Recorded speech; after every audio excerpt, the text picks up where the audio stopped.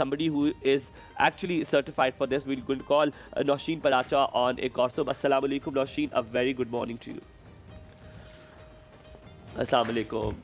अस्सलाम वालेकुम जी, कैसी हैं आप? बिल्कुल ठीक, thank you so much. Please have a seat. Thank you. Nausheen, a very good morning, and I hope you had a wonderful morning today. आप सुबह सवेरे उठ के you just wake up a little later. No I'm actually Morning person? early riser। अच्छा, okay, that's very और सुबह सवेरे 3:30 पे, जो आज मैं उठी हूँ वो 3:30 पे। Oh, that's a And that very is my early regular morning. timing। 3:30 a.m. you're talking Yeah, about. And yeah, what time तो do you आप sleep? कितने बजे सोते हो? 9 o'clock। सो जाते हैं और घर में ये सारी चीजें चलती हैं? Is okay. It's fine as you comfortable.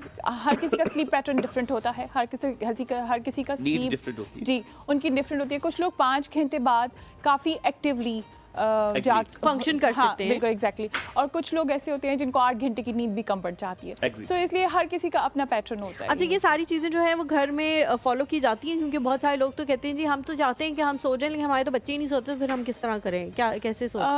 Actually घर के डिसिप्लिन पे भी होता है कि आप बच्चों को भी आदी करें, और जितना अच्छा काम सुबह के वक्त हो सकता है, आपका प्रोडक्टिव टाइम होता है, कामनेस होती है, और मेरा ख्याल है वो बेस्ट टाइम होता है जब आपकी एनर्जीज भी पॉजिटिव होती हैं एंड थ्रू आउट आप अच्छा अपने काम को टाइम दे सकते हैं। Nausheen, एक personal question before we go to a break. एक टॉक्सिक एनवायरनमेंट की निशानियां क्या होती हैं? आप कैसे रियलाइज करते हैं कि अब आप टॉक्सिक एनवायरनमेंट में हैं? एंड एग्जिट की बात बाद में करेंगे। एक टॉक्सिक एनवायरनमेंट की, एक मनफी माहौल की निशानियां क्या है कि अब ये हो चुका है मेरे इर्द गिर्द? Which I have noticed most of the time कि सबसे ज़्यादा लोग कंप्लेनिंग मोड में होते हैं, हर वक्त शिकायत शिकायत शिकायत शिकायत। This is the very first thing. Secondly, हमारे इर्द गिर्द जो लोग होते हैं समटाइम्स वो बहुत इनसिक्योर हो जाते हैं, जेलस हो जाते हैं, एनवी हो जाते हैं, और वो लोग इस चीज़ पे परेशान होते हैं कि ये बंदा मुझसे आगे निकल जाएगा और मैं पीछे रह जाऊँगा। मेरा ख्याल है ये बहुत बड़ा एलिमेंट है जो कि आजकल के दौर में है कि अगर हम एक कॉर्पोरेट सेक्टर में हैं तो ये चीज़ बहुत इफ़ेक्ट करती है कि अगर आप आपके इर्द गिर्द के लोग एक होता है हेल्दी कंपटीशन, और एक वो कंपटीशन होता है जिसमें नेगेटिविटी बहुत ज़्यादा होती है, जिसमें जेलसी हो सकती है, एनवी हो सकता है, जिसमें वो चाहते हैं कि आपको किस तरह से पुल डाउन करें। So these are the elements. घर में क्या हो सकता है? एक घर में आपकी सास है, आपकी नंद है, आपकी जेठानी है, आपको कैसे पता चलेगा कि मेरी एनवायरनमेंट टॉक्सिक है? देखिए, हमें जी हजूरी का शौक है, हम लोग एक उस एनवायरनमेंट में रहते हैं, हम कहते हैं सास और नंद अच्छा ठीक है कर दूंगी, आपका नहीं भी दिल चाहता, तो वो कॉम्प्रोमाइज भी, क्योंकि हमें थिन लाइन नहीं पता कॉम्प्रोमाइज क्या और टॉक्सिक एनवायरनमेंट क्या है, तो मनफी वहां पर कैसे पता चलेगा? वहाँ पे डेफिनेटली जब आप पे क्रिटिसिज्म होगा, जब आपके साथ कंपटीशन, वहाँ पे भी तो हो सकता है ना। ये तो नहीं है कि वहाँ पे कोई आपको वो नहीं करेंगे, डिग्रेड करना, क्रिटिसाइज करना। एक होता है क्रिटिसिज्म जो पॉजिटिवली होता है, और एक क्रिटिसिज्म होता है जो कि तुम्हें तो ये करना ही नहीं आता, तुम्हें ये सिखाया नहीं है किसी ने, you know. So these are the thing कि हमें बैक ऑफ द माइंड हमारे लोग ये जुमले बोलते हैं जी, सबकॉन्शियस, आपको कोई सिखाया नहीं गया। एग्जैक्टली, जिसमें डायरेक्ट आपकी तरबियत पे आ जाती है बात, और जिसकी वजह से वो काफी I don't know, I am so sorry, who are these people जो आगे आंसर बैक नहीं करते? मैं तो कहूं I am so sorry, you have no right to say on my तरबियत, बट चलो anyhow, I think I am a guy, so I am just talking about कि ये एक तरबियत पे एक फैक्टर आ जाता है। आप सही कह रही है, मैंने कहा शायद मैं लड़का हूं तो मेरे पास एक प्रिविलेज है कहने के लिए जवाब दे सकता हूं। हां, सो अब छोटा सा ब्रेक लेते हैं, ब्रेक के बाद वापस हाजिर होंगे। इस डिस्कशन को आज बड़ा कंप्लीटली करेंगे towards household and then again corporate. अच्छा Naushin, coming back to you, हम जहां से छोड़ा था वहीं से शुरुआत करते हैं। तो घर में आप कैसे अंदाजा लगाते हैं जब आप पे तनकीद होना शुरू हो जाए बहुत ज्यादा? अब उससे क्या आप स्नबिंग से शुरू करते लोगों को रोकना कि नहीं आप गलत कह रहे हैं, या नहीं पहले आप एक दो बार खामोशी, आप एक स्पेस इग्नोर, क्या करते हैं आप? पहले इग्नोर करना शुरू करते हैं। आपने पहले शुरू में लेट इट गो करना शुरू करते हैं कि चलो ठीक है, एक बार बोल दिया, दूसरी बार बोल दिया, लेकिन जहाँ तक मैं समझती हूँ, नॉट स्नबिंग, बड़े आराम से प्यार से आप अपना पॉइंट ऑफ व्यू रखें कि लेट इट गो तो करें, लेकिन अपना पॉइंट ऑफ व्यू रखें, क्योंकि जब तक आप अपना पॉइंट ऑफ व्यू नहीं रखेंगे दूसरा बंदा आपको फॉर ग्रांटेड लेगा। अच्छा नौशीन, पहली बात तो हलीमा को लेट इट गो करना है। पहली बात तो ये कि मैं कॉम्प्लीमेंट आपको देना चाह रही थी बड़ी देर से कि आप बहुत ज़्यादा अच्छा बोल रहे हो माशाल्लाह, और आपकी वो वाइब है जो अक्सर सुबह सुबह जब हम यहाँ आते हैं तो हमारी होती है, एक बहुत पॉजिटिव वाइब, और वो सारी चीज़ें जो हम एक दूसरे के अंदर फील करते हैं वो आज वाइब जो है वो सुबह सुबह आपके अंदर से भी और आप खूबसूरत भी बहुत है माशाल्लाह, you are very pretty, very आपकी लव मैरिज है? जी हाँ होनी थी। हाँ। ऐसे तो प्यार होना आपको देख के किसी को भी लव हो सकता है, तो यकीनन होनी चाहिए थी। अच्छा सेकेंडली ये जो कंफ्यूज कर दिया उनको तुमने हलीमा। नहीं, मुझे लगता है कोई भी इंसान बाहर से या अंदर से खूबसूरत हो तो उसे कहना चाहिए कि वो बहुत दिखाए यार, हमें नहीं दिखाया नौशीन जिस तरह ब्लश कर। ये बड़े रेयर मोमेंट्स होते हैं। क्यूटी। अच्छा रोशिन, जैसा हम बात कर रहे थे इग्नोर करने की, समटाइम्स आप इग्नोर भी नहीं कर पाते हो, ठीक है? इग्नोर करने की भी एक हद होती है, हर चीज़ की एक लिमिट होती है इंसान की। कुछ लोग जो है वो आपकी इग्नोरेंस का नाजायज़ फ़ायदा भी उठाते हैं कि हाँ ये तो आगे से नहीं बोल रहा या नहीं बोल रही, तो इसको और ज़्यादा स्ट्रेस करते रहो, दबाते रहो, सब कुछ करते रहो। कुछ लोगों को इस बात का एहसास भी होता है कि जो बातें हमें नहीं कह रहे हैं वो गलत हैं, लेकिन वो कहते हैं जी गुस्से में हमारे मुंह से निकल गया, शैतान आ गया था हमारे ऊपर। Literally I have heard this thing कि शैतान आ गया था हमारे, शैतान का सारा कसूर है, मेरा कोई कसूर नहीं है, मैंने जो कहा वो शैतान ने मुझसे कहलवा दिया था। ऐसे इंसान के साथ आप कैसे लेट गो कर सकते हैं और कैसे उसके साथ रहना भी है, सारे सर्कमस्टांसेस भी हैं, तो फिर आपको क्या करना चाहिए? अच्छा, पहले तो जब कोई आप पे क्रिटिसाइज करता है, आप अगर उसको उस वक्त नहीं समझा सकते तो किसी वक्त तो उनका भी मूड बेहतर होगा।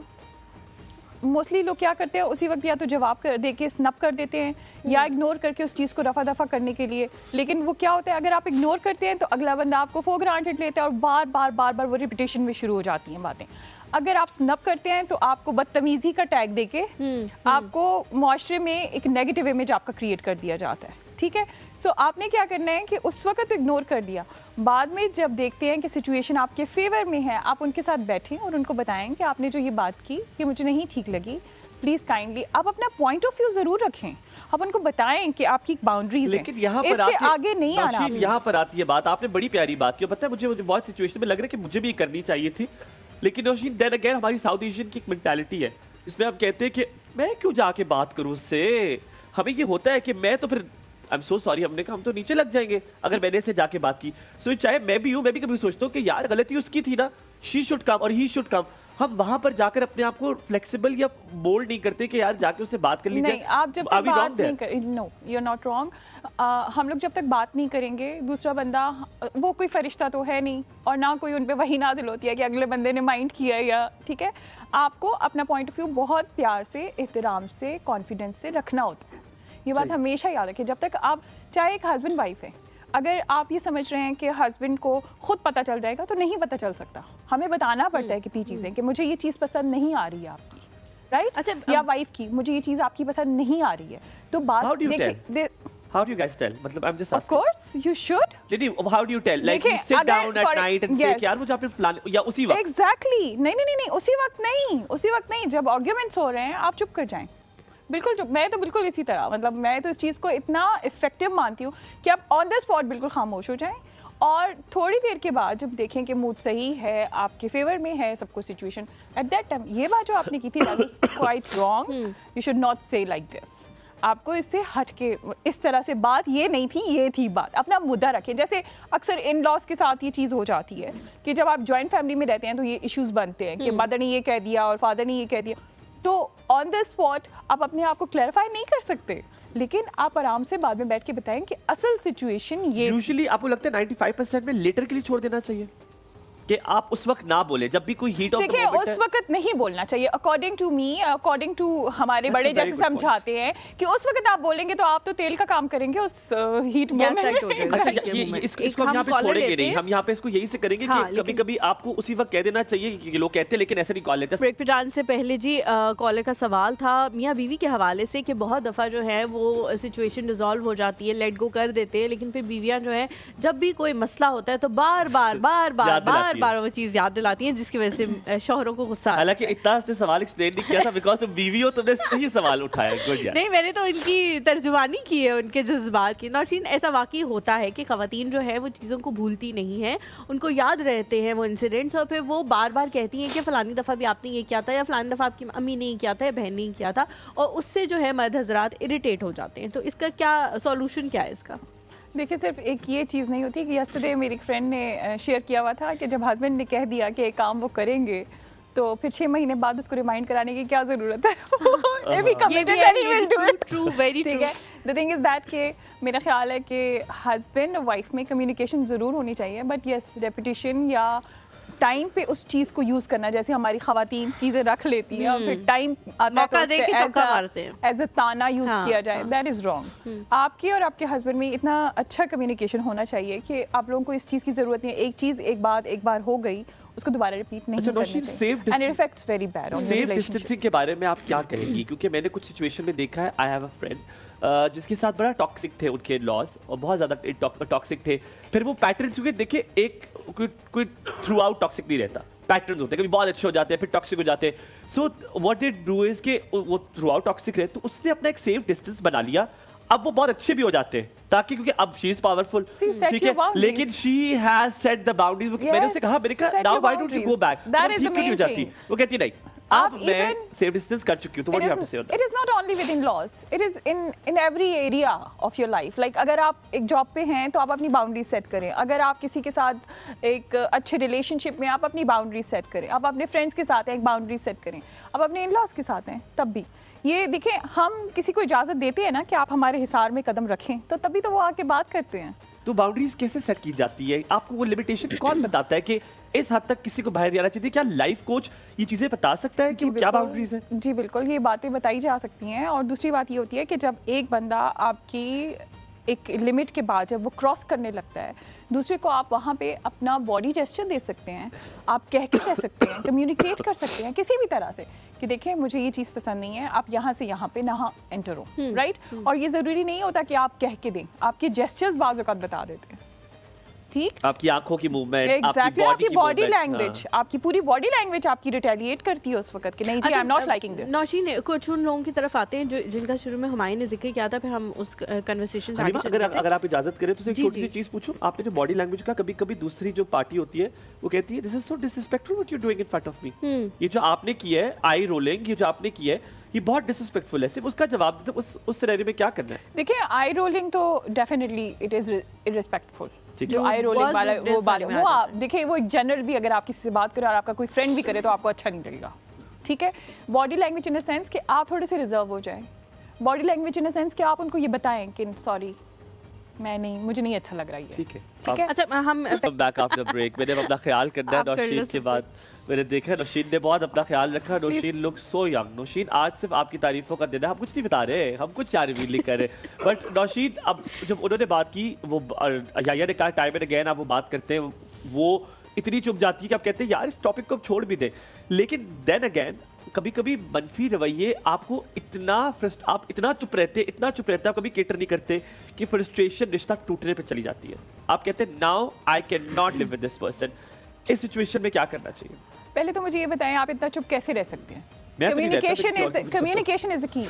अगर हस्बैंड वाइफ आपस में कम्युनिकेट नहीं करेंगे, लेकिन नौशीन बर्दाश्त जेनेरिक बात करें, ज्यादातर जो खवातीन हैं वो यही सोचती हैं कि हम चुप रहेंगे तो चलो चीजें ठीक हो जाएंगी, सेटल डाउन हो जाएंगी, और बहुत पढ़ी लिखी खवातीन को भी ये कहा जाता है कि आप ये कर लो तो ठीक हो जाएगा, बच्चा कर लो तो ठीक हो जाएगा, यूं कर लो तो ठीक हो जाएगा। और हम डोमिनेंट मर्द सोसाइटी में रहते हैं। मेरा ख्याल है अब तो काफी सोसाइटी चेंज भी हो गई है और मेंटालिटी भी काफी चेंज हो गई है, ड्राइंग रूम सिटीज की हद तक। अगर आप थोड़ा सा, ये इस्लामाबाद है ना, आप इसके 20 किलोमीटर के डायमीटर से बाहर निकलेंगे ना, आपको एकदम पता लग जाएगा कि लेकिन देखें, कम्युनिकेशन बहुत ज़रूरी है, स्पेशली हस्बैंड एंड वाइफ में।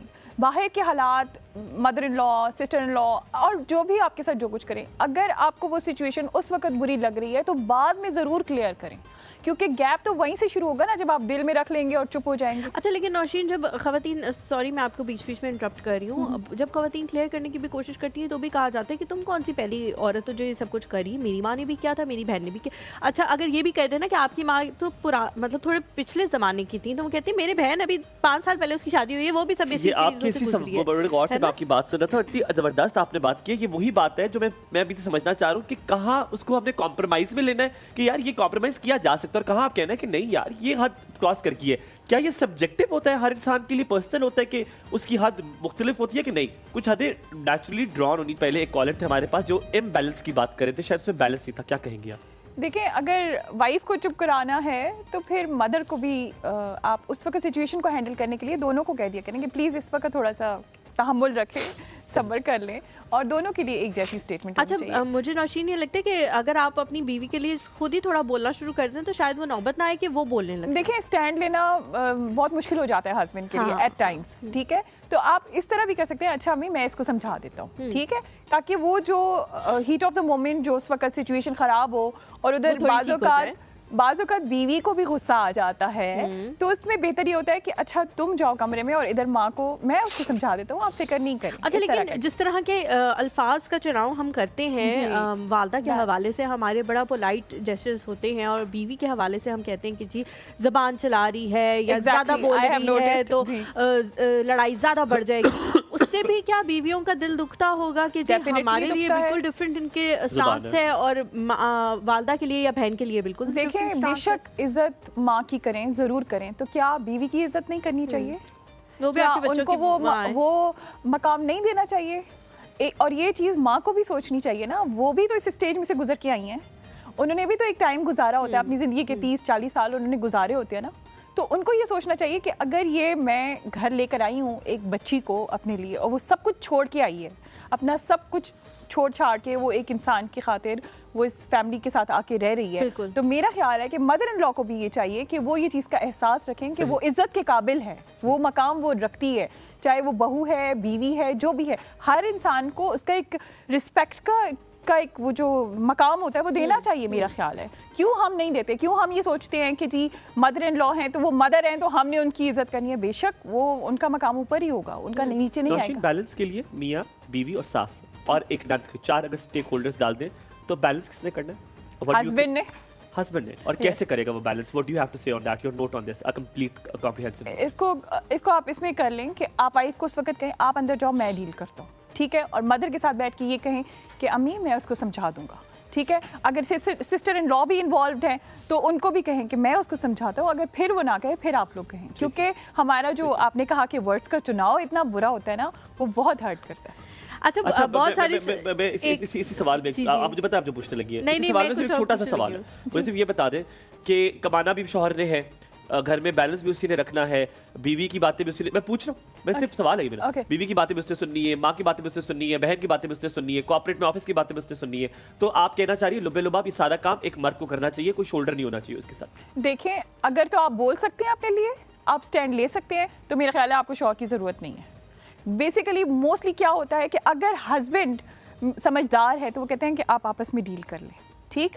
अगर सास बोल रही है उस वक्त आप चुप हो जाएं, बाद में बैठे, आंटी आपने ये चीज़ें बोली थी, इसको इस तरह से नहीं था, ये इस तरह से था, सिचुएशन को आपने खुद क्लियर कर लिया क्योंकि आपकी कम्युनिकेशन है उनके साथ, उसमें हस्बैंड आएंगे ही नहीं, आपस में बात हुई, आपस में रिजॉल्व हो गया।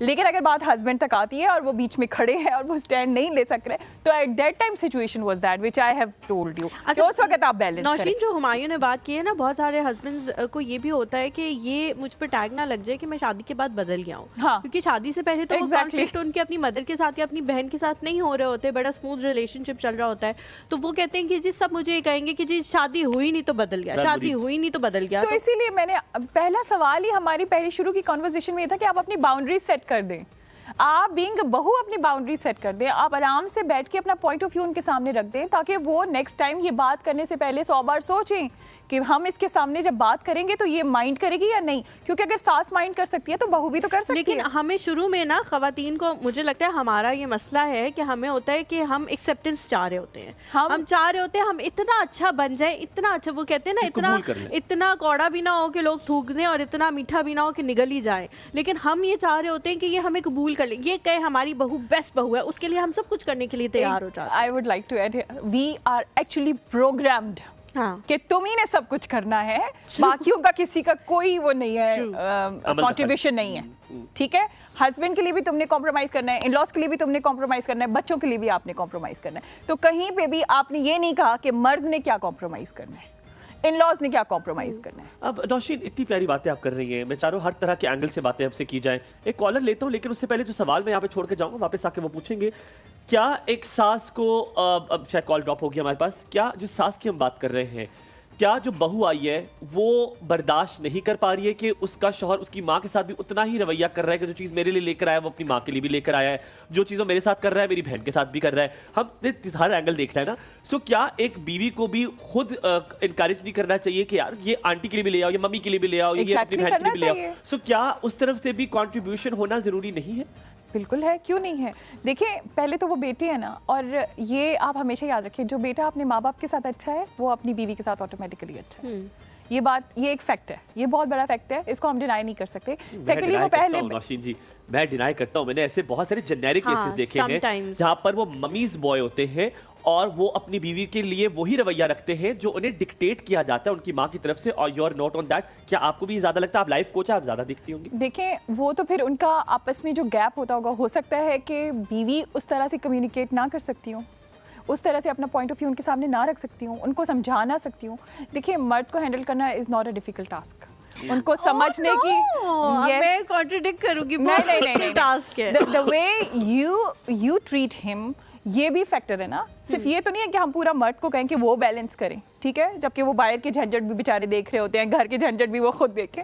तो आप इसमें औरत का 70% रोल होता है। लेकिन जैसे आपने कहा कि प्रोग्राम्ड ख़वातीन को इस तरह किया जाता है शुरू से ही कि आपने ये करना है, आपने कॉम्प्रोमाइज़ करना है, उसी तरह कुछ घरों में लड़कों को भी इस तरह प्रोग्राम किया जाता है कि तुम्हारा कोई नहीं बनता कॉम्प्रोमाइज़ करने का, तुम्हारी बीवी का काम है। बिल्कुल ऐसे ही है। आज भी वही मदर्स हैं, आज भी वो हैं कि जो मेल डोमिनेटेड हैं, और वो खुद ही बच्चों को चढ़ाती है कि तुम क्यों करो, तुमने ये क्यों करना है। हम एक हमारे शो में बहुत दफा कम होता है हलीमा, बहुत कम होता है कि मैं कभी हलीमा से एग्री ना करूं। तो एक बात आई जिससे मैं आपसे एग्री कर गया हूं कि आप सही कहते हैं, मर्द को हैंडल करना बड़ा आसान तरीका, अगर औरत को वो गुण आता है, तरीका आना चाहिए। यहाँ पे थोड़ा सा ब्रेक लेते हैं, एक सवाल है जो वापस आके करेंगे, वो बड़ा मजेदार सा सवाल है, एक छोटा मुख्तसर लेकिन मजेदार सा जवाब देख शायद सुनेंगे हम दोनों से, क्योंकि आप दोनों से एक सवाल है, जितनी भी खवातीन है वो सुन रही होंगी, देख रही होंगी और उनकी सोच में होगा मर्द को क्या अच्छा लगता है।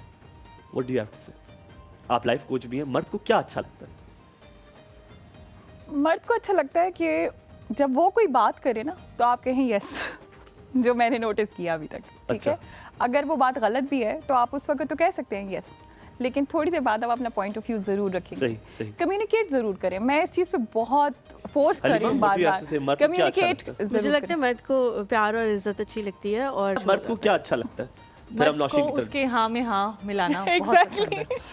लेकिन औरत को ये बहुत अच्छे तरीके से पता है कि मैंने अपनी बात कैसे मनवानी है। अगर अभी डोमिनेंस पे तो नहीं है मर्द डोमिनेंस पे नहीं है, लेकिन मैं आपको एक बात बताऊं, मैं एग्री जो है वो तीनों से करूंगा, लेकिन हाँ मर्द को बड़ा अच्छा लगता है कि औरत उस वक्त उसकी हाँ में हाँ मिला ले, लेकिन बाद हाँ तो तीनों बिल्कुल एक ही बात है। उस टाइम पे ना उनको शायद ये भी अगर आपकी इतनी कभी कभी होती है, आपकी फ्रैंकनेस होती है, आपकी दोस्ती होती है कि आप ना भी कह सकते हो, क्योंकि वो लड़ाई में भी कहता है तो उस वक्त तो हाँ मेरे लिए कर लेती, वो यही कहता है कि क्योंकि सब देख रहे थे, सब मौजूद थे। वो सपोर्ट चाहिए होती है जो उसको सोसाइटी के सामने चाहिए है, और मेरा जहाँ तक ख्याल है वो ये कि उनको एक कदम आगे रखें, उनको एक कदम आगे चलना पसंद है तो वो आगे रखें, जिसमें वो रिस्पेक्ट है।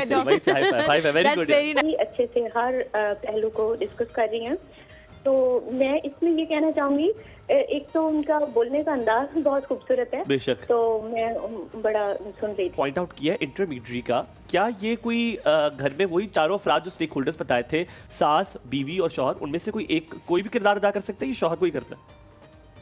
नहीं, मेरा ख्याल है ये जो 1-to-1 वाली उन्होंने बात की है ना, कि एक बड़े बंदे को, आपको नहीं लगता कि ये मेरे लिए ये चीज़ एक बहुत मुश्किल हो जाती है अगर आप एक पूरा सारों को बिठाएं। इंटरमीडिएट वाली बात तक मैंने किया, जब बहुत मसला हो जाए, कहा जाता है, मैं और हलीमा इस बात के बड़े एडवोकेट हैं कि तीसरे बंदे को तब तक नहीं आना चाहिए जब तक चीजें बहुत खराब नहीं। आप जब डायरेक्ट हो जाएंगे ना, चाहे आप मदर इन लॉ के, देखिए आप इतना अच्छा एटीट्यूड बना लेना, फ्रेंडली, कि आप आपस में ही सॉर्ट आउट कर लें, तीसरे हस्बैंड को भी ना एंटर होने दे। क्यों एंटर होने दे कि उनको हर चीज माँ भी बताए और बीवी भी बताए, वो बेचारा बाहर से भी थका हारा आए और आगे से दोनों की कहानियां भी सुने। तो बेहतर नहीं है कि आप 1-to-1 बात को करके सॉर्ट आउट करें, और फादर इन लॉ को क्यों इन्वॉल्व करें, पंचायत क्यों बिठाएं, इस चीज को, सिचुएशन को समझें आप। नहीं, लेकिन उन्होंने जो बात की है, आपकी सारी बहनें शादीशुदा, जी। अच्छा लेकिन समाम ने जो बात की वो ऐसा ना हो कि वो रह जाए। हम एक ब्रेक लेते हैं, उसके बाद जब वापस आएंगे तो मैं वो बात ज़रूर करूँगी। कौन सी? किनकी? सारी बहनें शादीशुदा? बात की थी वो ऐसी ही ना चली जाए कि बहुत सारे जो लोग होते हैं वो आप उनसे अगर जाके 1 to 1 कम्युनिकेट करना चाहें कि मुझे आपकी बात बुरी लगी है, चाहे आप जितने भी अच्छे अंदाज से करें, वो उसको गलत मतलब रंग दे देते हैं और उसके साथ 4 5 6 7 अपनी तरफ से लगा के फिर लोगों को बताते हैं कि इसने तो जाके ये कह दिया, हाँ इसने तो यूँ कर दिया, ये वो। तो आप ऐसा कभी कभी कुछ लोगों के साथ नहीं कर पाते कि आप उनसे 1 to 1 जाके बात करें, क्योंकि वो खतरनाक इतने होते हैं कि आप नहीं कर सकते, है ना। तो फिर उस सिचुएशन में फिर वही चीज़ बेहतर है जिस तरह से मैम ने कहा कि किसी एक बंदे को बीच में बिठा ले जो नॉन बायस्ड हो और जो उनको भी कह सके कि बेटे अभी आपसे बात कर रही है, अब आप देखो इस चीज़ को, इसको थोड़ा समझने की कोशिश करो, तो वो सिनेरियो बेहतर होगा। नहीं, मेरा तो ख्याल है कि जितना 1 to 1 आप कर सकते हैं ना वो ज़्यादा बेहतर है। अगर बात बहुत बिगड़ जाए तो फिर बेशक किसी बड़े को इन्वॉल्व कर ले, ठीक है, और वो भी एक ही इंसान हो। जैसे 2 बंदों का मैटर है तो वो एक ही बंदा हो, बाकी घर के अफराद को बैठाने की ज़रूरत नहीं है, क्योंकि जो जितने बंदे होंगे वो उतना अपने अपने पॉइंट ऑफ व्यू देंगे जो कि मसला क्रिएट कर सकते हैं। आपको देख के ना मुझे लगता है मैं आपसे एक सवाल पूछूं, अगर बीवी को तख्त पे बिठा दिया जाए क्या वो ठीक होगा? मुझे लगता है आप कहेंगे हाँ, ये एक चीज ठीक है कि उसे तख्त पे बिठा दे और उसे तो कुछ मैंने तो कहीं पे भी बीवी के मैं फेवर में बस कर दे यार, यार हम डिवाइस है ये इतनी, मुझे कभी कभी लगता है कि ये खतरनाक चीजें शायद हमारी बातें सुन रही होती है। अभी हम लोग ये बातें कर रहे थे शौहर और बीवी और मुझसे हम ये कर रहे थे, तो ब्रेक के दौरान मैंने अपना फोन खोला, अपने शौहर को छोड़ने का तरीका नहीं, उसमें आ रहा था कि मौला अली का कॉल है कि नाराज होना बीवी की खूबसूरती और मनाना शौहर की खूबसूरती में। वैसे एक और तो इसको कैसा लगा आपको मैडम? बहुत अच्छा। मैडम अगर आपको ढूंढे कहीं पे ढूंढे आपको तो कैसे ढूंढेंगे? आपको ढूंढेंगे कैसे? किस जगह पर आप मौजूद हैं? मैं सोशल मीडिया पे मौजूद हूँ। आपने उधर देखना बताना जी। नौशीन पराचा के नाम से मैं तमाम सोशल मीडिया पे मौजूद हूँ, Facebook, Instagram, YouTube, threads, wherever they want। अपना बता दें स्पेलिंग के साथ कि किस तरह फॉलो करना है। @Nausheen Paracha, NOSHIN PARACHA, Nausheen Paracha. और आपसे अगर कोई लाइफ कोच लेना चाहे तो लाइफ कोचिंग लेना चाहे तो they can come and go to you.